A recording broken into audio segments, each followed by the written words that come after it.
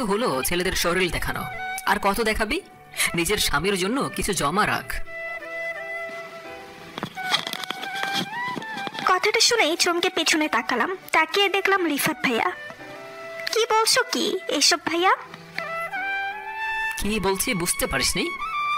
আসলে ভাইয়া আর কিছুই বলতে পারলাম না। ভাইয়া পুরো ভার্সিটির সামনে আমাকে টানতে টানতে নিয়ে গাড়িতে বসালো। চলেন আপনাদের সাথে পরিচিত হই, আমি রিপা, এবার ইন্টার 3rd ইয়ারে পড়ি। আসলে করোনায় পরীক্ষা দিতে পারছি না তাই বললাম। আর যে আমার সাথে এইভাবে কথা বললো সে হলো রিফাত ভাইয়া, আমার চাচাতো ভাই। আমার মা ছোটবেলায় মারা গেছে, আর বাবা আর একটা বিয়ে করে বাহিরে চলে গেছে। ছোট থেকে কাকিমা আর কাকুর কাছেই মানুষ হয়েছি। ওরা সকলেই আমাকে খুব ভালোবাসে, শুধু এই রিফাত ভাইয়া ছাড়া। আর রিফাত ভাইয়া পড়াশোনা কমপ্লিট করে কাকুর ব্যবসা সামলাচ্ছে। আপনাদের সাথে কথা বলতে বলতে বাড়িতে চলে আসলাম, আর গাড়িতে ভাইয়া আমার সাথে একটা কথাও বলেনি। গাড়ি থেকে নামিয়ে টানতে টানতে বাড়ির ভেতরে নিয়ে গেল। বসার রুমে কাকিমা আর রোমার বসেছিল। রোমান রিফাত ভাইয়ার ছোট ভাই। ফ্লোরে বসে কাকিমার সামনেই আমাকে টানতে টানতে নিজের রুমে নিয়ে গেলেন। পেছন থেকে কাকিমা বলল, কি হয়েছে, রিফাকে এমন গরুর মতো টেনে আনছিস কেন? কাকিমার কথায় কোনো উত্তর দেয়নি ভাইয়া। ভাইয়া রেগে গেলে কারোর সাথে কথা বলে না, চুপচাপ থাকে। ভাইয়ার ঘরে দাঁড়িয়ে আছি, আর ভাইয়া বসে বসে আমাকে দেখছে। আমার খুব বিরক্ত লাগছে। হঠাৎ ভাইয়া উঠে আলমারি থেকে একটা ব্যাগ বের করে আমার হাতে দিয়ে বলল, এরপর থেকে যেখানে যাবি এটা পরে যাবে, আর কোনোদিন যদি এমন টাইট ফিটিং জামা পরে বাইরে বের হতে দেখেছি না, সেদিন তোর বাড়ি থেকে বের হওয়ার একদম শেষ দিন হবে। এবার যা, ঘর থেকে বের হ। আমিও আর কথা না বাড়িয়ে নিজের ঘরে চলে আসলাম। আসলে ভাইয়া আমাকে বোরখা দিয়েছে, আর কাল থেকে বোরখা পরেই বাইরে যেতে বলেছে। রাতে সকলে একসাথে টেবিলে বসে খাচ্ছিলাম। হঠাৎ করে কাকু বলল, আমাদের রিফা মায়ের জন্য একটা ভালো বিয়ের প্রস্তাব এসেছে, ছেলে ভালো জব করে, কাল দেখতে আসবে। কাকুর কথা শুনে মাথা নিচু করে বসে আছি। খুব কষ্ট হচ্ছে, কিছু বলতে পারছি না, খাবার গলা দিয়ে নামছে না। হঠাৎ কাকিমা বলল, রিফা তুই কি কাউকে ভালোবাসিস? আমি শুধু মাথা নাড়ালাম না। তারপরেই ওখান থেকে চলে আসলাম, কারণ আর একটু থাকলেই সকলে আমার চোখের পানি দেখতে পেত। খুব কান্না পাচ্ছে, কি করে বলবো তোমাদের, আমি যে তোমাদের ছাড়া থাকতে পারবো না। কান্না করতে করতেই ঘুমিয়ে পড়েছি। হঠাৎ মনে হলো কেউ আমাকে টেনে তুলে নিজের কোলে বসালো। তাড়াতাড়ি চোখ খুলে দেখলাম রিফাত ভাইয়া। অনেকটা অবাক হলাম, কারণ রিফাত ভাইয়া খুব একটা দরকার ছাড়া আমার রুমে আসে না, তাও আবার আমাকে নিজের কোলে বসিয়েছে। আমি সরে আসতে চাইলাম, তখনই ভাইয়া আমার হাত ধরে আবার বসালো আর বলল, না খেয়ে চলে আসলি কেন? আরে তো কান্নার বাকি আছে, দেখতেই তো আসবে, বিয়ে করতে তো না। এবার আমি আবার কান্না করে দিলাম। তখন রিফাত ভাই আমাকে আরো অবাক করে দিয়ে জড়িয়ে ধরে চোখের পানি মুছে দিয়ে বলল, হয়েছে, আর কান্না করতে হবে না, হা কর আর সবটুকু খাবার শেষ কর। এই প্রথম রিফাত ভাই আমাকে নিজের হাতে খাইয়ে দিল, আর এত ভালো ব্যবহার করলো। খুব অবাক লাগছে, যে কিনা আমাকে দেখতেই পারে না সে আজ আমার কষ্টটুকু বুঝতে পেরেছে। এইসব ভাবছিলাম, হঠাৎ রিফাত ভাই আমাকে জড়িয়েই কম্বলের নিচে শুয়ে পড়লেন, আর আমার মাথায় হাত বুলাতে বুলাতে বলল, আর কোনো কথা না, এবার চুপচাপ ঘুমা। আমি কিছুই বুঝতে পারলাম না কি হচ্ছে আমার সাথে। এইসব ভাবতে ভাবতে ঘুমিয়ে গেলাম। সকালে কাকিমার ডাকে ঘুম ভাঙলো। ঘড়িতে দেখলাম 8:40 বাজে। আশেপাশে কোথাও রিফাত ভাইয়াকে দেখলাম না, হয়তো অনেক আগেই চলে গেছে। মানুষটা কখন কি করে বোঝা যায় না। একদম রেডি হয়ে খাবার টেবিলে গেলাম, ওখানে রিফাত ভাইয়া সহ সকলেই আছে। আমিও খেতে বসলাম। কি রে, তুই কোথায় যাচ্ছিস? কলেজ যাবো কাকিমা, প্রতিদিন এই সময় তো কলেজেই যাই। আজ কলেজে যেতে হবে না, আজ ওই বাড়ি থেকে তোকে দেখতে আসবে। কথাটা শুনে আবার মন খারাপ হয়ে গেল। টেবিল ছেড়ে চলে আসতে চাইলাম, তার আগেই পাশের চেয়ার থেকে রিফাত ভাই আমার হাতটা ধরে আবার বসালো, আর চোখের ইশারায় টেবিলে বসে খেতে বললো। আমি আর কথা না বাড়িয়ে চুপচাপ খেয়ে রুমে চলে আসলাম। আসার সময় কাকিমা হাতে একটা শাড়ি ধরিয়ে দিয়ে বলল, এটা পরতে। সং সেজে অন্য কাউকে দেখাতে হবে না, নর্মাল ড্রেস পর যা। কাকিমা আর কিছু বলতে পারলো না। রুমে এসে বসে আছি আর ভাবছি সত্যি এরা আমাকে বর করে দেবে। আচ্ছা আমি না থাকলে ওদের কষ্ট হবে না, ওদের মন খারাপ হবে না? আজ কাকু আর ভাইয়া অফিসে যায়নি, মেহমান আসবে, তাই দুপুরের দিকে আসার কথা ছিল, কিন্তু ফোন দিয়ে আসবে না বলে দিয়েছে। কারণ জানতে চাইলে এমন সব আজগুবি কথা বললো যা আমাদের সকলের মাথার উপর দিয়ে চলে গেছে। আপনার এক মেয়েকে কয়বার বিয়ে দিতে চান? কি বলতে চান কি আপনি? আমার মেয়ের কিসের বিয়ে দিয়েছি? মাথা ঠিক আছে আপনার? ঠিক আছে। আর সকালে একটা ছেলে আমাদের বাড়িতে এসেছিল, দেখতে শুনতে ভালোই। ছেলেটা বললো তারা রিপার আপনারা বিয়ে দিয়েছেন, কিন্তু এখন মেনে নিচ্ছেন না, তাই আমরা আর এই বিষয় নিয়ে আগাতে চাই না। ভালো থাকবেন। বলেই ফোন কেটে দিলেন। কাকুর মাথায় যেন আকাশ ভেঙে পড়লো। তখন রিফাত ভাইয়া বলল, আব্বু, এত চিন্তা করার কি আছে? তোমরা কি রিপাকে ঘাট থেকে নামাতে চাইছো? হ্যাঁ, কি সব বলছিস? মাথা ঠিক আছে তোর রিফাত? রিফা আমার মেয়ে, ওকে কোনোদিনও বোঝা মনে করি না যে ঘাট থেকে নামাবো। আমার কথা হলো, এমন বাজে কথা কে ছড়ালো, আর কেনই বা ছড়ালো? আমিও তাই চিন্তা করছি, কে করলো কাজটা? তবে করেছে, ভালোই করেছে। আমার এখন বিয়ে করার কোনো শখ নেই, আর না এই পরিবার ছাড়া কোনো শখ আছে। হঠাৎ রিফাত ভাইয়া বলল, হয়তো কেউ একজন চায় না রিপার বিয়ে হোক, হয়তো সেই রিপাকে ভালোবাসে তাই এমন করেছে।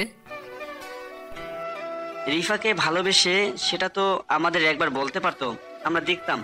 কিন্তু এই সব বাজে কথা ছড়াবে কেন? হয়তো তার বলার এখনো সময় হয় নাই। আচ্ছা বাদ দাও আব্বু, যা হয় ভালোর জন্যই হয়। বলে রিফাত ভাইয়া রুমে চলে গেল। আমিও রুমে চলে আসলাম। খুব খুশি খুশি লাগছে। মনে হচ্ছে যে এই কাজটা করেছে তাকে ধরে কয়েকটা চুমু দিই।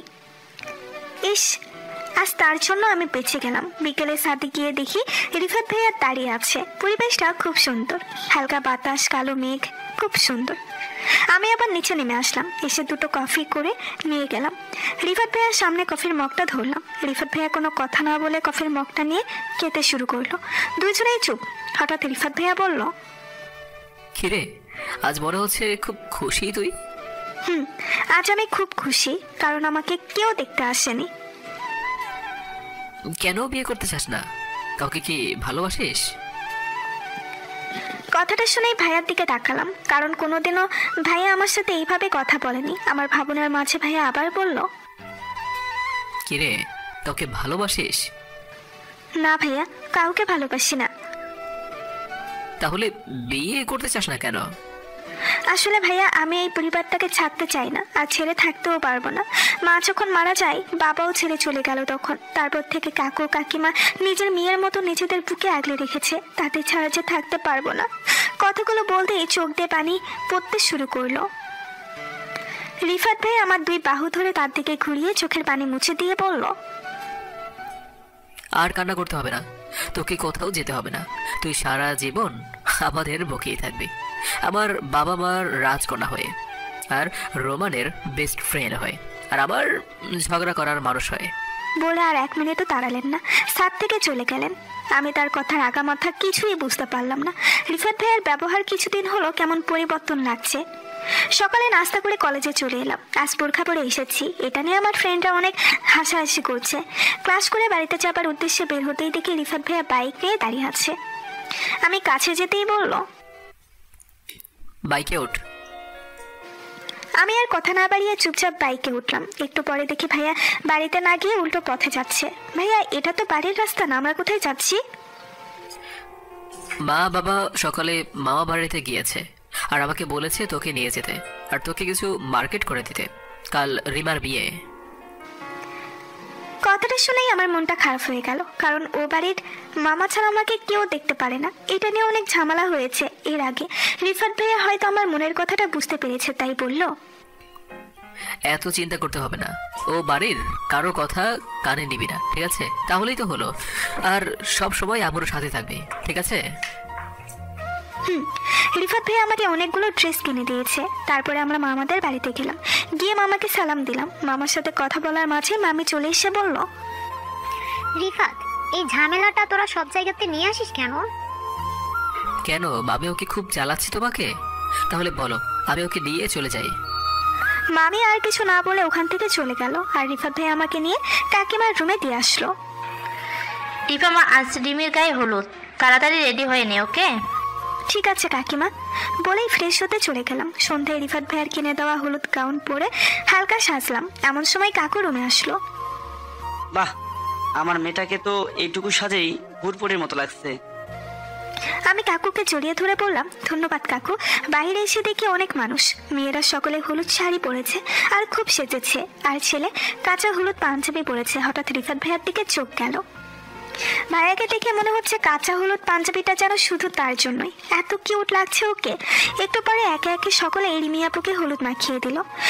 আমি হলুদ দিতে গেলেই রিমি আপু আমার হাতটা ধরে বলল, আমি চারটার হাতে হলুদ দিই না। আপুর কথাই খুব লজ্জা পেলাম। কাকিমার দিকে তাকালাম, কাকিমা চোখের ইশারায় চলে আসতে বলল, আমিও চলে আসলাম।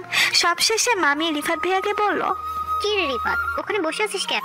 এখানে আয় আর রিমিকে হলুদ দে। আসলে মামি, আমি যার তার গায়ে হলুদ মাখি না।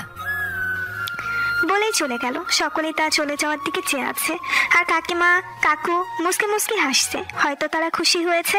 রাতে সকলে মেহেদি পড়েছে, আমিও সকলের সাথেই বসে আছি। তখন একটা পিচ্ছি মেয়ে এসে আমাকে বলল, আপু তুমি মেহেদি পরবে না? আমি কিছু বলার আগেই মামি বলল, যার চাল নেই চুলো নেই তার আবার কিসের মেহেদি পরা? হ্যাঁ, যা এখান থেকে।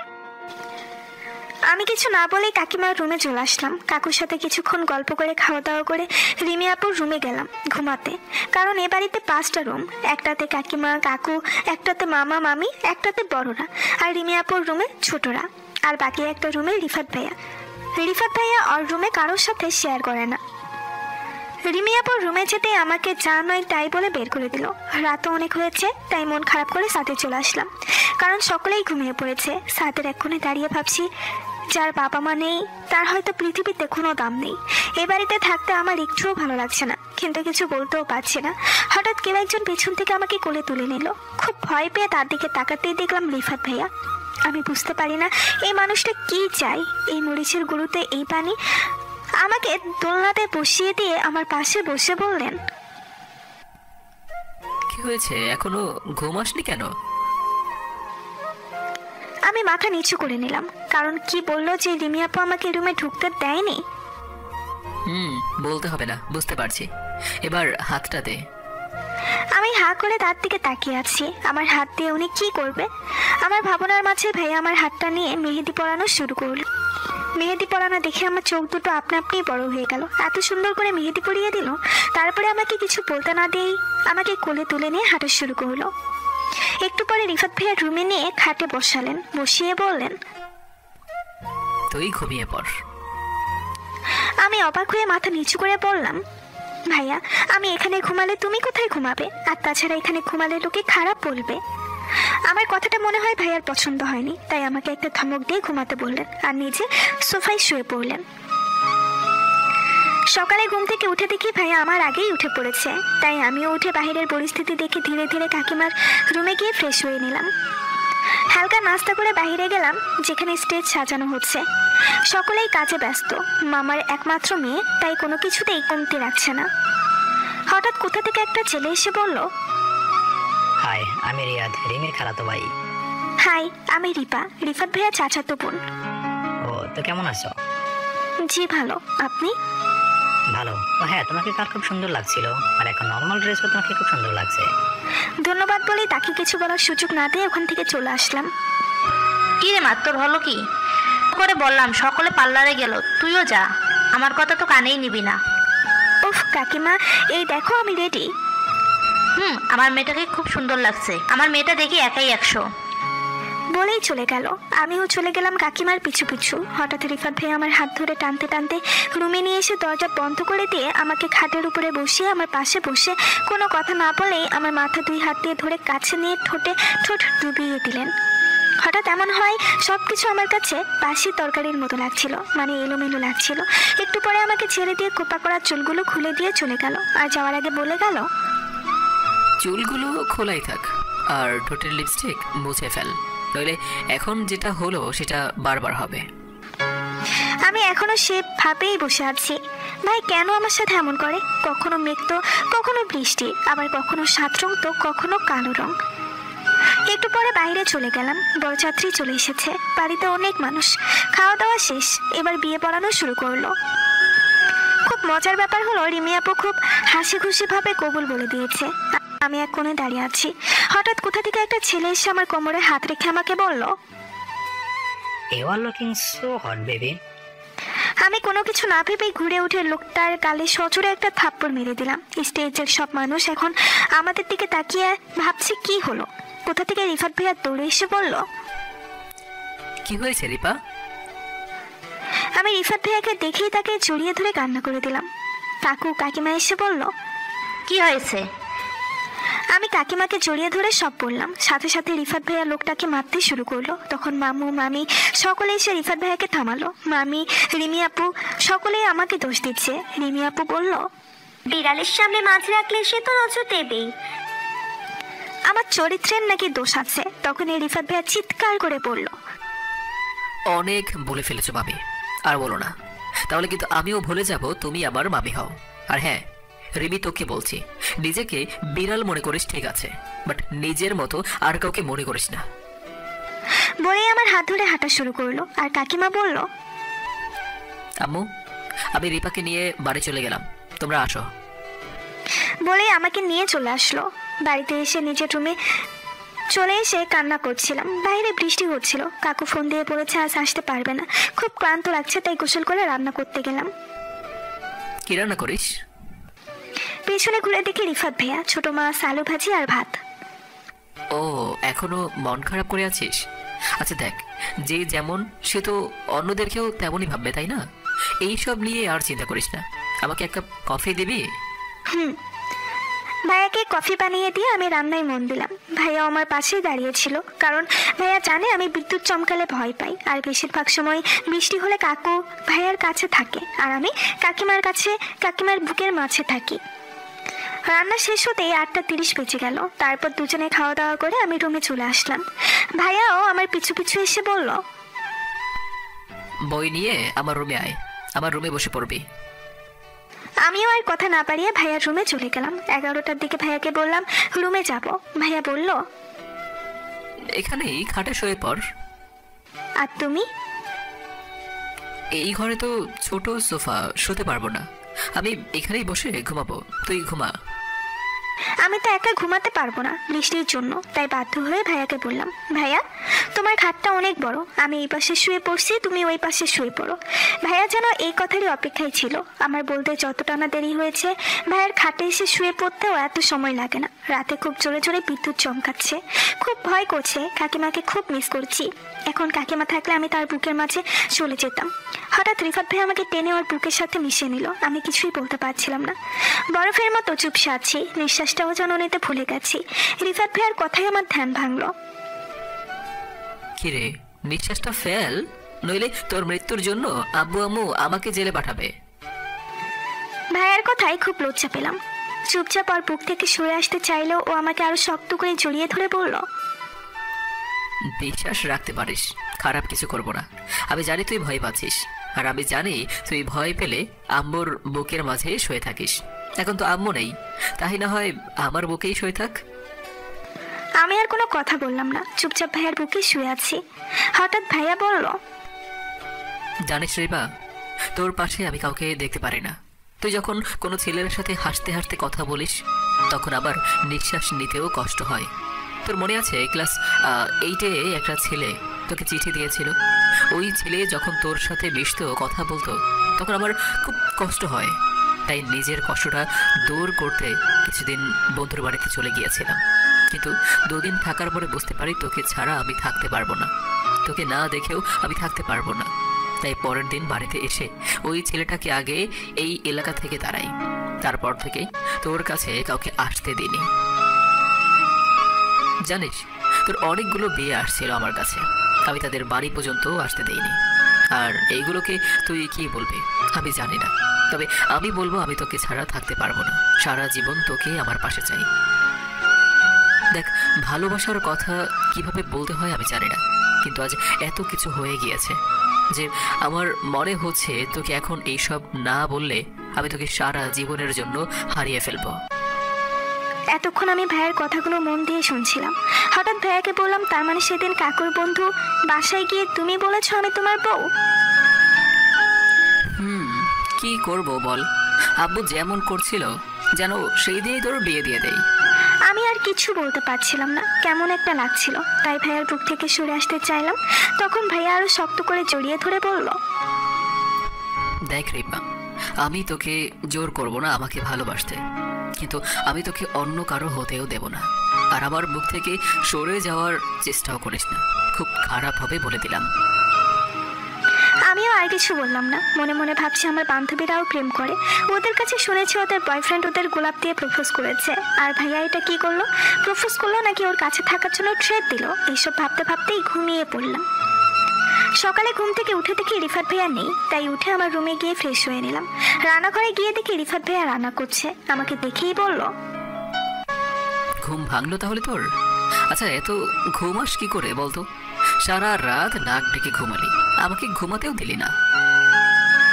আমি কিছু বললাম না। রাতের কথাটা মনে পড়ে লজ্জা করছিল। তার মানে ভাইয়া আমাকে ভালোবাসে? আচ্ছা, ভাইয়া আমাকে ভালোবাসে, আমি কি ভাইয়াকে ভালোবাসতে পারবো? কিরে, কি এত ভাবছিস? চল নাস্তা করি, তারপর তোকে কলেজে দিয়ে আমি অফিসে যাব। কিছুদিন পরেই তো পরীক্ষা, এখন থেকে পড়াশোনাটা একটু ঠিকভাবে কর, নইলে তো আমার বাচ্চাগুলো শিক্ষিত মা পাবে না, আর জাতীয় শিক্ষিত শিশু পাবে না।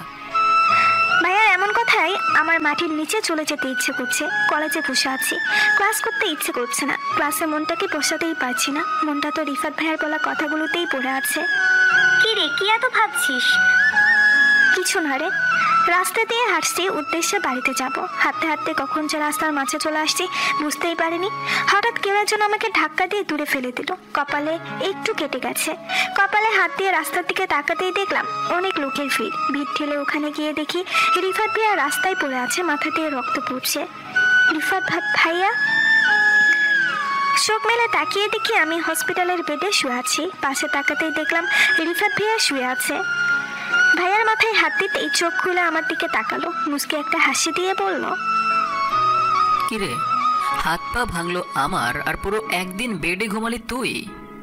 ভাইয়ার কথাই খুব অবাক হলাম। পুরো একদিন আমি বেহুশ ছিলাম? ভাইয়া কি কিছু বলতে যাবো তার আগেই কাকিমার রুমে এসে বলল, কিরে, তোর সেন্স ফিরলো তাহলে? দুজনে তো আমাকে পাগল করে ছাড়বি।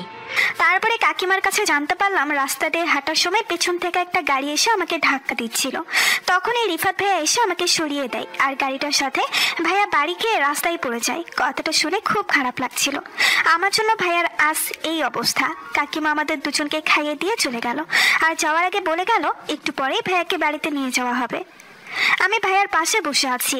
আই এম সরি ভাইয়া, আমার জন্য আজ তোমার এই অবস্থা। ইটস ওকে, কিন্তু তুই কি এমন ভাবছিলি যে রাস্তায় আমি এতবার ডাকলাম তুই শুনলি না? আর একটু হলে তো গাড়িটা তোকে পিষে যেয়ে রাখতো। কি এত ভাবছিল? কি আর ভাববো, তোমার কথাই ভাবছিলাম। রিফাত ভাইয়া দেখি মুসকে মুসকে হাসছে। আমি চলে আসতে চাইলাম, আর আমার হাত ধরে তার কাছে বসিয়ে দিয়ে আমার কোলে মাথা রেখে বলল, কিছুদিন পর পরীক্ষা, এখন আমাকে নিয়ে ভাবতে হবে না, নিজের পরীক্ষাটা নিয়ে একটু ভাব, বুঝলি? আমাকে নিয়ে ভাবার জন্য সারা জীবন পাবে। আমি কিছু বললাম না। হঠাৎ উনি আমার কোমর জড়িয়ে ধরে বলল, একটু চুল টেনে দিত। আমার হাতটা আনমনেই ভাইয়ার মাথায় চলে গেছে, তাই চুল টানতে শুরু করলাম। এমন সময় রুমে কাকিমা ঢুকে পড়ল। আমি লজ্জায় সরে আসতে চাইলেই ভাইয়া আমার কোমরটা আরো জোরে ধরে বলল, এত নাড়াচাড়া করিস কেন? কাকিমার দিকে তাকিয়ে বলল, আম্মু কিছু বলবে? বলবো তো, এত রোমান্স পরে করিস, এখন বাড়িতে চল। কাকিমার কথাই খুব অবাক হলাম। কাকিমা এইসব কি বলছে? তার মানে রিফাত ভাই আমাকে ভালোবাসে, এটা কি কাকিমা জানে? আমার ভাবনার মাঝেই কাকিমা বলল, আমি তোর কাকুর সাথে চলে যাচ্ছি, তুই আর রিফাত রেডি হয়ে চলে আয়। বলেই চলে গেল। আমি রিফাত ভাইয়ার দিকে তাকিয়ে আছি। রিফাত ভাইয়া হয়তো আমার মনের কথা বুঝতে পারছে, তাই সে বলতে শুরু করলো, এত ভাবতে হবে না, তুই তো জানিস আমার জীবনে যাই হোক সব কিছু আমি আম্মুকে বলি। এটাও বলেছি, আম্মু আগে থেকেই জানে আমি তোকে ভালোবাসি, আর আজ আব্বুও জানে আম্মু বলেছে। তবে হ্যাঁ, কেউ তোকে জোর করবে না আমাকে বিয়ে করার জন্য, আর আমি জানি জোর করতেও হবে না। তুই নিজেই আমাকে বিয়ে করতে চাইবি আর ভালোবাসবি। আমার মতো সুন্দর একটা ছেলেকে ভালো না বেসে পারা যায় বল? আমি কিছুই বলতে পারছি না, কি বা বলবো। তারপরে বাসায় চলে আসলাম। বাড়িতে আসার পরে আর এক অত্যাচার শুরু হলো। সেটা হলো রিফাত শুধু কাকু কাকিমাকে বলে দিয়েছে যে যতদিন না সুস্থ হবে ততদিন তার কাছে আমাকে থাকতে হবে, তার সব সেবা আমাকেই করতে হবে, কারণ জানতে চাইলে বলেছে আমার জন্যই তার এই অবস্থা। তাই কাকিমা অনেকবার মানা করেছে, কারণ আমরা দুজনেই বড় হয়েছি, বিয়ে ছাড়া এক ঘরে কিভাবে থাকবো। তখন রিফাত ভাইয়া বলল, ওকে, থাকতে হবে না, তবে একটা শর্ত আছে। আমি তার কথা শুনে কাকিমা কাকু প্রশ্নসূচক মুখ নিয়ে তার দিকে তাকিয়ে আছি। একটু পরে ভাইয়া বলল, আমার শর্ত হলো যতদিন না রিপা আমাকে ভালোবেসে বিয়ে করবে ততদিন আব্বু ও আম্মুর কাছে থাকতে পারবে না, আমার সাথে থাকতে হবে। তোমরা রাজি থাকলে এক চাপো, নইলে দুই চাপো। এমন কথা শুনে আমি আর নিজের হাসি দমিয়ে রাখতে পারিনি, খিলখিল করে হেসে উঠেছি। একটু পরে হাসি থামিয়ে আশেপাশে তাকিয়ে দেখি কাকিমা আর কাকু আমার দিকে অসহায়ভাবে তাকিয়ে আছে, তাদের মুখটা টমেটোর মতো হয়ে গেছে। সেটা দেখে আমি আবারও হেসে উঠলাম। কাকু অসহায়ভাবে রিফাত ভাইয়াকে বলল, বাপরে, বাপের সাথে কি কেউ এমন করে বলে? এমন করিস না। ওকে বাবা, করব না। আর রিপাকে বলো আমাকে ভালোবেসে বিয়ে করতে, ও আমাকে বিয়ে করলেই আমি তোমাদের ঘর ফুল দিয়ে সাজিয়ে দেব, কথা দিলাম। এবার যেন কাকু একটু লজ্জা পেল, আর আমি হাসতে হাসতে রুমে চলে আসলাম। 2 দিন হয়ে গেল কাকু রিফাত ভাইয়ার সাথে থাকে আর আমি কাকিমার সাথে। কাকু না পারছে আমাকে কিছু বলতে, না পারছে কাকিমার কাছে আসতে। কলেজ শেষ করে বাড়িতে আসছিলাম, রিফাত ভাইয়া কোথা থেকে এসে আমাকে টেনে গাড়িতে বসিয়ে সিট বেল্ট লাগিয়ে দিয়ে গাড়ি চালাতে শুরু করলো। ভাইয়া, আমরা কোথায় যাচ্ছি? ভাইয়া, আমি তোমাকে কিছু বলেছি, আমরা কোথায় যাচ্ছি? বলবো যদি তুই আমার কথা রাখিস। কি কথা? আজ থেকে আর আমাকে ভাইয়া ভাইয়া করবি না, আমার নাম ধরে ডাকবি। কি, তোমার মাথা ঠিক আছে? তুমি আমার এত বড়, আর আমি কিনা তোমাকে নাম ধরে ডাকবো? আচ্ছা রিবা, আমার জন্য কি তোর মনে একটু জায়গা নেই? হঠাৎ ভাইয়ার এমন প্রশ্নে আমার চুপ মেরে গেলাম। কি বলবো জানি না, তবে এই কয়েকদিনে এটা বুঝে গেছি রিফাত ভাইয়ার কাছে থাকতে আমারও ভালো লাগে, আর তার আমার প্রতি ভালোবাসাটা আমার জন্য ভালো লাগা হয়ে দাঁড়িয়েছে। তবে এই ভালো লাগাটা ভালোবাসায় পরিপূর্ণ হবে কিনা জানি না। আমার ভাবনার মাঝে হঠাৎ গাড়ি থেমে গেল। তাকিয়ে দেখি গাড়িটা এসে একটা পার্কে থামলো। আমাকে নামতে বলে রিফাত ভাইয়া ও গাড়ি থেকে নেমে গেল। আমি আর ভাইয়া নদীর কিনারায় পাশাপাশি বসে আছি। হঠাৎ কোথা থেকে একটা মেয়ে এসে বলল, হাই রিফাত। আমি আর ভাইয়া পেছন দিকে তাকালাম। ভাইয়া মেয়েটিকে দেখিয়ে বলল, ও হাই তিথি, এসো বসো। তো রিফাত কেমন আছো? ভালো। এই তো ভালো, তুমি? তো রিফাত, ওই পিচ্চি মেয়েটাকে? ও হলো আমার চাচাতো বোন রিপা, আর রিপা ও হলো তিথি, আম্মুর বান্ধবীর মেয়ে। আম্মু তিথির সাথে আমার বিয়ে ঠিক করেছে সামনের মাসের 15 তারিখে।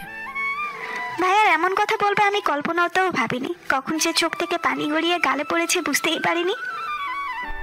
কিরে, তোর আবার কি হলো? কান্না করছিস কেন? কই কিছু না ভাইয়া, ওই তো চোখে মনে হয় কিছু পড়েছে বলেই চোখের পানি মুছে নিলাম। মুখে একটু হাসির রেখা টেনে বললাম, আচ্ছা ভাইয়া তোমরা কথা বলো, আমি বাড়ি চলে যাই। ওদের আর কিছু বলার সুযোগ না দিয়ে চলে আসলাম। বাড়িতে এসে রুমের দরজা বন্ধ করে দিয়ে অনেক কাঁদলাম। কেন এমন খারাপ লাগছে আমার কিছু বুঝতে পারছি না। আমি তো ভাইয়াকে ভালোবাসি না, তাহলে ভাইয়ার বিয়ের কথা শুনে আমার এত খারাপ লাগছে কেন? এভাবে দিন কাটছিল। কাল থেকে আমার পরীক্ষা শুরু। কাকিমা ভাইয়াকে বললো আমাকে কলেজে দিয়ে আসতে, ভাইয়া শটাং না বলে দিল। এখন নাকি তিথির সাথে দেখা করতে যাবে, তাই আমার সাথে যেতে পারবে না। অথচ কাল সারা রাত আমাকে পড়াইছে। ভাইয়া আমাকে না নিয়েই চলে গেল। কাকু আমাকে কলেজে পৌঁছে দিল। এভাবেই আমার পরীক্ষাগুলো শেষ হয়ে গেল। প্রতি রাত ভাইয়া আমার সামনে বসে থাকতো, আমার পড়া দেখতো, আর সকাল হলেই উধাও হয়ে যেত। পরশু ভাইয়ার বিয়ে, আজ সকালে মিলে মার্কেট করতে এসেছে। তিথি আপু এসেছে। ভাইয়া আর আপু খুব হাসাহাসি করে কেনাকাটা করছে। ওদের দেখে যেন আমার কষ্ট দ্বিগুণ বেড়ে গেল। কাকিমা আমাকে বলল জামা নিতে, কিন্তু আমার কিছুই ভালো লাগছে না, তাই কিছুই কিনে নাই। আজ ভাইয়ার গায়ে হলুদ। কাকিমা আমাকেও জোর করে হলুদ শাড়ি পরিয়ে দিয়েছে। সকলেই ভাইয়াকে হলুদ দিয়ে দিল। নিজেকে আর সামলাতে পারছি না, খুব কষ্ট হচ্ছে। আজ বারবার মনে হচ্ছে ভালোবাসা পেয়েও হারিয়ে ফেললাম। কান্না করতে করতে রুমে চলে আসলাম। রাতে আর ঘর থেকে বের হইনি। সকালে ঘুম থেকে উঠে ফ্রেশ হতে গিয়ে আয়নাতে দেখতে পেলাম আমার গায়ে হলুদ লাগানো, আর কোমরের এক সাইডে মেহেদি দিয়ে লেখা লাভ ইউ। এমনটা কে করতে পারে ভাবতে ভাবতে ফ্রেশ হয়ে বাইরে চলে এলাম। সকলেই বিয়ের কাজে ব্যস্ত। আজ ওদের মনে কত আনন্দ আর আমার মনে 10 বালতি বেদনা। রিফাত ভাইয়াও কত খুশি, কিন্তু একদিন ভাইয়া নিজেই বলেছিল আমাকে বিয়ে করবে, আর যখন আমি তাকে ভালোবাসবো তখন আমাকে বিয়ে করবে। অথচ আজ আমি আমার সবটা দিয়ে তাকে ভালোবাসতে চাইছি, আর আজ উনি আমার মনটাকে ভেঙে দিয়ে স্বার্থপরের মতো তিথি আপুকে বিয়ে করছে। আমি আর কিছুই ভাবতে পারছিলাম না। সকলের মাঝে কাকিমাকে জড়িয়ে ধরে জোরে জোরে কান্না করছিলাম। সকলেই বলা বলি করছিল আমার কি হয়েছে। রিফাত ভাইয়াও আমার কাছে এসে কিরে, কি হয়েছে তোর? এমন করে কান্না করছিস কেন? বলল। আমি আর ওখানে 1 মিনিটও দাঁড়ালাম না, দৌড়ে নিচের রুমে চলে আসলাম। রিফাত ভাইয়া কাকিমা অনেকবার ডেকেছে। একটু পরে রিফাত ভাইয়ার বিয়ে। আমি এখনো ঘরে বসে আছি। নিজেকে আজ আর নিজের কাছেই ভালো লাগছে না। নিজের কাছে নিজেকেই আজ বোঝা মনে হচ্ছে। কিছু না ভেবেই একটা চিঠি লিখতে বসলাম। লেখা শেষে বিষের বোতলটা হাতে নিয়ে বসে আছি। একটু পরেই বোতলের সবটুকু বিষ খেয়ে ফেললাম। খুব কষ্ট হচ্ছে আমার, চোখ দুটো ঝাপসা হয়ে যাচ্ছে। বাইরে থেকে অনেকবার ডাকাডাকি করে, যখন আমার কোনো সাড়া পায় নাই তখন রিফাত ভাইয়া দরজাটা ভেঙে ফেললো। রিফাত ভাইয়া দৌড়ে আমার কাছে এসে আমার নাম ধরে বারবার ডাকছে। কিছু বলার শক্তিটুকুও আজ আমার নেই। চোখ দুটো ধীরে ধীরে বন্ধ হয়ে আসলো। তারপরে কি হয়েছে আর বলতে পারবো না। চোখ খুলে নিজেকে রিফাত ভাইয়ার বুকে আবিষ্কার করলাম। ঘুমিয়ে আছে রিফাত ভাইয়া। কিছু সময় তার বুকের দিকে বোঝার চেষ্টা করলাম কি হয়েছে আর কোথায় আমি। একটু নড়ে চড়ে উঠতেই ভাইয়া ধরপড়িয়ে উঠলো। আমাকে দেখেই জড়িয়ে ধরে বসে আছে। তার চোখ দিয়ে শুধু পানি পড়ছে, কিছু বলতেও পারছে না। একটু পরে রুমে কাকিমা কাকু আসলো। আমাকে এমন দেখে যেন তারা তাদের প্রাণ ফিরে পেল। রিফাত ভাইয়া একপাশে মাথা নিচু করে বসে আছে, আর ডাক্তার আমাকে চেক আপ করছে। একটু পরে ডাক্তার বলল, আর কোনো চিন্তা নেই, আপনাদের মেয়ে এখন সুস্থ, ওকে আপনারা বাড়ি নিয়ে যেতে পারেন। বলেই চলে গেল। কাকু কাকিমা আমার পাশে বসে আছে। রিফাত ভাই আমার বেডের এক সাইডে চুপ করে বসে আছে। হঠাৎ কাকু আমার হাতটা ধরে বলতে শুরু করলো, আমাকে ক্ষমা করে দে মা। আমি কাকুর হাত দুটো ধরে বললাম, এসব কি বলছো কাকু? তুমি কেন ক্ষমা চাইছো? আসলে মা, তিথি হলো তোর কাকিমার বান্ধবীর মেয়ে। কালোর বিয়ে ছিল, তবে সেটা রিফাতের সাথে না, আমাদের অফিসের শাওনের সাথে। ওদের বিয়ের কথা শুনেই আমি ওদের বলি বিয়েটা যেন আমাদের বাড়ি থেকেই হয়। আর সকলকে তোর সাথে অভিনয় করতে বলেছিলাম যেন তুই তোর মনের কথাটা নিজেই বুঝতে পারিস। আর আমার কথা মতো রিফাত তোকে বলে রিফাতের সাথে তিথির বিয়ে। তবে বিশ্বাস করো মা, তুই এমন কিছু করবি আমি কখনো ভাবি নাই। আমি তোদের এক করতে গিয়ে তোদের জীবনটা শেষ করে দিতে গিয়েছিলাম, আমাকে মাফ করে দে। কাকু কথাগুলো বলছিল আর কান্না করছিল। আমি কি বলবো কিছুই বুঝতে পারছিলাম না। হঠাৎ কাকিমা বলল, দুজনে হবে। কাল থেকে আজ পর্যন্ত দুজনে এই বেডেই শুয়েছিলি। তোর কাছ থেকে আমার ছেলেকে কেউ সরাতে পারেনি। এই 2 দিন এক ফোঁটা পানিও খায়নি। আমাদের কারোর সাথে কথা বলছে না। তুই প্লিজ ওকে একটু বুঝিয়ে শুনে খাওয়া। এই যে খাবার। খাবারটা আমার পাশে রেখেই কাকু কাকিমা চলে গেল। আর রিফাত ভাইয়া এখনো আগের মতোই দাঁড়িয়ে আছে। হঠাৎ আমার কাছে একটা চেয়ার টেনে নিয়ে বসে পকেট থেকে একটা কাগজ বের করে পড়তে শুরু করলো। প্রিয় রিফাত ভাইয়া, যখন তুমি আমার মনের কথাগুলো জানতে পারবে তখন হয়তো আমি আর এই দুনিয়ায় থাকবো না। জানো ভাইয়া, তোমাকে না তিথি আপুর সাথে খুব মানিয়েছে, কিন্তু বিশ্বাস করো তোমাদের একসাথে দেখে আমি যে নিজেকে ঠিক রাখতে পারছি না। খুব কষ্ট হচ্ছে আমার, নিঃশ্বাসটাও নিতে পারছি না আমি। শপিং মলে যখন তুমি তিথি আপুকে জড়িয়ে ধরলে তখন যেন আমার পুরো পৃথিবীটাই অন্ধকার হয়ে গিয়েছিল। আচ্ছা ভাইয়া, তুমি তো বলেছিলে তুমি আমাকেই বিয়ে করবে, আর তখনই বিয়ে করবে যখন আমি তোমাকে ভালোবাসবো। তবে কেন আজ তিথি আপুকে বিয়ে করছো? তবে কি তোমার বলা কথাগুলো সব মিথ্যা ছিল? আচ্ছা ভাইয়া, আমার যে খুব কষ্ট হচ্ছে, তুমি কি বুঝতে পারছো না? এই কষ্টটাকে তুমি কি নাম দেবে আমি জানি না, তবে আমি তোমাকে বড্ড ভালোবেসে ফেলেছি। তাই আমি বেঁচে থাকতে তোমাকে অন্য কারো পাশে দেখতে পারবো না। প্রথম এবং শেষবার তোমাকে বলে যাচ্ছি ভাইয়া, I love you, I really love you. ভালো থেকো, এতেই তোমার না পাওয়া ভালোবাসা। চিঠিটা আমার লেখা। আমি ভাইয়ার দিকে তাকাতে পারছি না, খুব ভয় করছে। ভাইয়া চিঠিটা পড়ে আমার দিকে তাকালো। আমি সাথে সাথে মাথা নামিয়ে নিলাম। ভাইয়া আমাকে কিছু বলার আগেই আমি ভাইয়াকে অসহায়ভাবে বললাম, ভাইয়া আমার না খুব ক্ষুধা লাগছে। ভাইয়া আর কিছু না বলে প্লেটে খাবার নিয়ে নিজ হাতে আমাকে খাওয়াতে শুরু করলো। আমি কিছু না ভেবেই প্লেটটা হাতে নিয়ে এক লোকমা খাবার ভাইয়ার মুখের কাছে ধরলাম। ভাইয়াও কোনো কথা না বলে খেয়ে নিল। খাওয়া শেষ করে ভাইয়া বলল, এর শাস্তি তুই পাবি। নিজের ক্ষতি করার চেষ্টা করার শাস্তি তো তুই পাবি, আর এই চিঠির শাস্তিও তুই পাবি।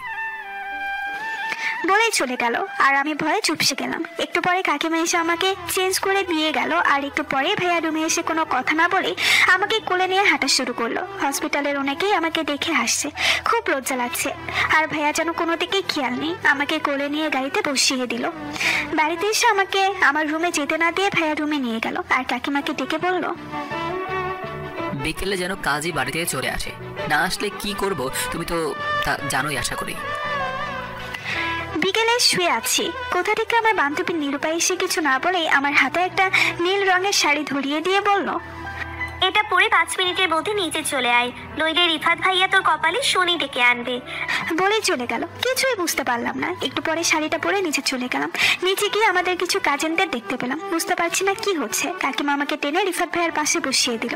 একটু পরে কাজী সাহেব বিয়ে পড়ানো শুরু করে দিল। আমার মাথায় যেন আকাশ ভেঙে পড়লো। কি হচ্ছে আমার সাথে? আজ সুস্থ হয়ে বাড়ি ফিরলাম আর আজই বিয়ে? কখন থেকে কাজী সাহেব বলেই যাচ্ছে বলো মা কবুল। আমি কিছুই বলতে পারছিলাম না। হঠাৎ একটা শীতল হাত সকলের চোখের আড়ালে আমার শাড়ির নিচ দিয়ে আমার পেটটা চাপ দিয়ে ধরলো। ভয়ে আপনা আপনি মুখ দিয়ে কবুল বের হয়ে গেল। কবুল বলে রিফাত ভাইয়ার দিকে তাকালাম। ভাইয়া মুসকে মুসকে হাসছে, কারণ হাতটা রিফাত ভাইয়ার ছিল। আমাদের বিয়েটা হয়ে গেল। এইভাবে বিয়ে হবে কখনো ভাবিনি। রাতের মধ্যে সকল কাজিনরা খাওয়া দাওয়া করে চলে গেল আর আমি চুপ করে বসে আছি। বাড়িতে আসার পর থেকে রিফাত ভাইয়া আমার সাথে একটা কথাও বলেনি। রাতে তিথি আমাকে বউ সাজিয়ে রিফাত ভাইয়ার রুমে বসিয়ে দিয়ে গেল। আমি বসে বসে চিন্তা করছি কোথা থেকে কি হয়ে গেল। নিজের বিয়ে আর নিজেই জানি না। হঠাৎ দরজা খোলার শব্দে দরজার দিকে তাকালাম। রিফাত ভাইয়া দরজা বন্ধ করে ভেতরে এলো। আমি উঠে তার পা ধরে সালাম দিলাম। যতই হোক এটাই তো নিয়ম। রিফাত ভাইয়া আমার বাহু ধরে দাঁড় করিয়ে বলল, অনেক রাত হয়েছে, যা চেঞ্জ করে নে। আমি আর কোনো কথা না বলে ফ্রেশ হতে চলে গেলাম। ঘরে এসে দেখি রিফাত ভাইয়া নেই, তাই বেলকনিতে চলে গেলাম। রিফাত ভাইয়ার পেছনে দাঁড়াতেই আমাকে না দেখেই বলল, তোর উপর শুধু আমার অধিকার আছে, আর কারো না, তোর নিজেরও না। জানিস রিপা, ভালোবাসার মানুষটাকে কাছে পেয়েও না পাওয়ার কষ্টটা কত বেদনার, জানিস না? আজ থেকে তোকে বোঝাবো সেই কষ্টটা কাকে বলে। আমি তোর সাথেই থাকবো, তবে তুই আমাকে তোর সাথে মিশে পাবি না। নিজেকে শেষ করে দেওয়ার শাস্তি তো তোকে পেতেই হবে সুইটহার্ট।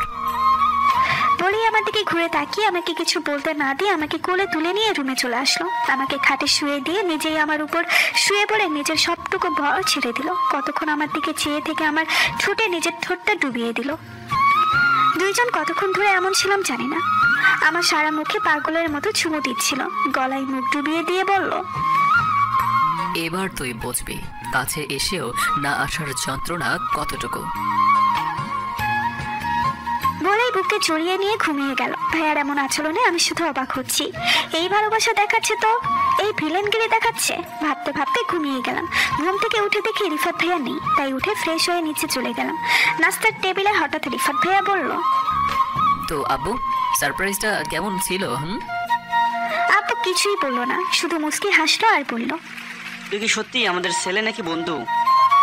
রিফাত ভাইয়াও কিছু না বলে হাসলো। আমি বললাম, কিসের সারপ্রাইজ কাকু? তখন পেছন থেকে নিরূপা বলল, আরে তুই জানিস না, কাল তো আন্টিদের রুম রিফাত ভাইয়া ফুল দিয়ে সাজিয়ে দিয়েছিল, সেটা আন্টিরা জানতো না। আমি নিরূপার কথা শুনে রিফাত ভাইয়ার দিকে একবার তাকালাম আর মনে মনে বললাম, মানুষটা পারেও বটে। বাবা মার ফুলসজ্জার খাট সাজিয়ে দিয়েছে ভাবা যায়। রুমে বসে আছি, রিফাত ভাইয়া সোফায় বসে ল্যাপটপে কাজ করছে।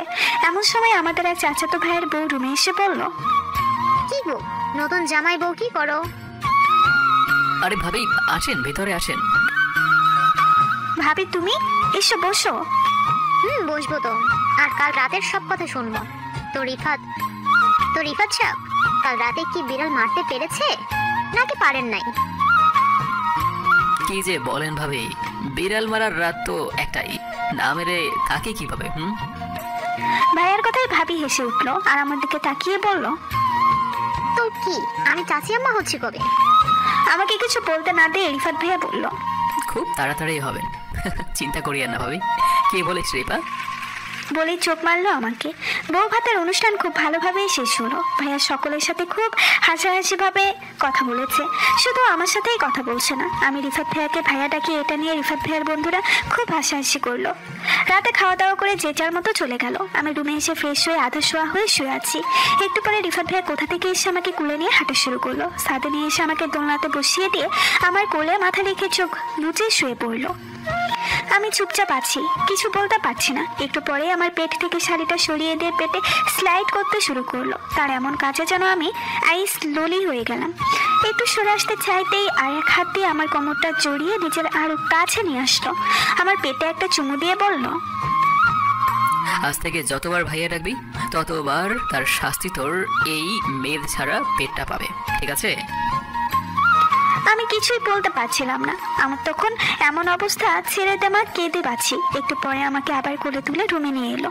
আমাকে শুয়ে দিয়ে নিজেও আমাকে জড়িয়ে ধরে শুয়ে পড়লো। এভাবেই দিনগুলো কাটছিল। আজ আমার রেজাল্ট দিয়েছে। আমি খাটের এক কোণে বসে আছি আর আমার সামনে রিফাত ভাইয়া মাথা নিচু করে বসে আছে। তাকে দেখে মনে হচ্ছে আমি নির্ঘাত ফেল মেরেছি। খুব ভয় করছিল, ভয়ে কান্না করে দিলাম। আমার কান্না দেখে রিফাত ভাইয়া হেসে দিল। তারপরে আমাকে বুকে জড়িয়ে নিয়ে বলল, আরে পাগলি, কান্না করছিস কেন? তুই কি জানিস তুই জেলা ফার্স্ট হয়েছিস? এবার আমাকে কি খাওয়াবি আর কি দিবি সেটা বল। রিফাত ভাইয়ের কথা শুনে কান্না মুখে হেসে ফেললাম। খুশিতে রিফাত ভাইয়ের গালে একটা কিস দিলাম। এতে যেন রিফাত ভাইয়া পুরো শেষ, আমার দিকে অবাক চোখে তাকিয়ে আছে। আমি লজ্জায় মাথাটা নিচু করে নিলাম, কারণ এটাই আমার তাকে করা ফার্স্ট কিস। তখনই আম্মু রুমে আসলো হাতে মিষ্টি নিয়ে। এভাবেই খুনসুটিতেই আমাদের জীবন চলছিল। আমাদের বিয়ের 3 বছর চলছে। আজ আমি খুব খুশি, নিজের খুশিটা ধরে রাখতে পারছিলাম না। আজ অনেক কান্না করেছি, সব রিফাতের পছন্দের খাবার। রিফাত আসতে আসতে রাত 10টা বেজে গেল। আমি নিজের ঘরে বসে আছি। আমাদের বউ ভাতের দিন যেমন বসেছিলাম সেইভাবে বসে আছি। রিফাত রুমে এসে লাইটটা অন করতেই খুব অবাক হয়ে আমার কাছে গিয়ে আমার পাশে বসে বলল, আজ আমার বউটার কি হয়েছে? আজ নিজে থেকে এমন সেজে গুজে বসে আছে, কারণটা কি? আমি কিছু না বলে রিফাতের বুকে মুখ গুজে রিফাতের সামনে দুটো পিচ্ছিদের জুতো ধরলাম। রিফাত কিছু সময় চুপ মেরে আমার মুখটা একটু উঁচু করে বলল, তুমি যেটা বলতে চাইছো সেটা কি সত্যি? এই রিফাত ভাইয়া, তুমি কান্না করছো কেন? আমাদের বেবি হবে শুনে তুমি খুশি হওনি? আরে পাগলি, তোকে কিভাবে বোঝাবো? এটা আমার জীবনের সেরা উপহাস। আমি বাবা হব। উফ, কি যে ভালো লাগছে রে পিচ্ছি। আমি বাবা হব আর তুই মা। পেটে একটা চুমু দিয়ে বলল, এইখানে আমার বেবিটা ধীরে ধীরে বড় হবে। উফ, কি করে বোঝাবো তোকে আমি কতটা খুশি। এই রেদওয়ান দাঁড়াও, নইলে এবার ধরতে পারলে খুব মার খাবে বলে দিলাম। মামনি, তুমি আমাকে ধরতে পারবে না। তখনই রিফাত ভাই এসে রেদওয়ানকে কোলে নিয়ে বলল, বাবা, মামুনের সাথে কেউ এমন করে বলো? মামুনের দৌড়াতে কষ্ট হয় তো। রিবা, খাবারটা আমার কাছে দাও। আমার ছেলেকে আজ আমি নিজেই খাওয়াবো। এই নাও ভাইয়া, তোমার ছেলেটাকে খাওয়াও। ও আমার দ্বারা হবে না। তখনই রেদওয়ান আমাকে বলল, তো ফুপুমনি, তুমি কবে থেকে বাবাকে ভাইয়া ডাকাটা বাদ দেবে? ছেলের মুখে ফুপি ডাক শুনে রাগে রিফাতের দিকে তাকালাম। তখনই রিফাত হেসে বলল, আমার কি দোষ বলো? তুমি যদি আমাকে ভাইয়া বলো তো আমি তো তোমার ছেলেকে তোমাকে ফুপি ডাকতেই শেখাবো, তাই না? এটাই আমাদের সুখের ভরা সংসার। হে রেদওয়ান, আমার আর কত রিফাতের ছেলে আমাদের ছেলে হয়েছে। খুব দুষ্টু আর রাগটা পেয়েছে বাবার মতো। সকলে দোয়া করবেন যেন আমরা সারা জীবন এইভাবে সুখে শান্তিতে থাকতে পারি।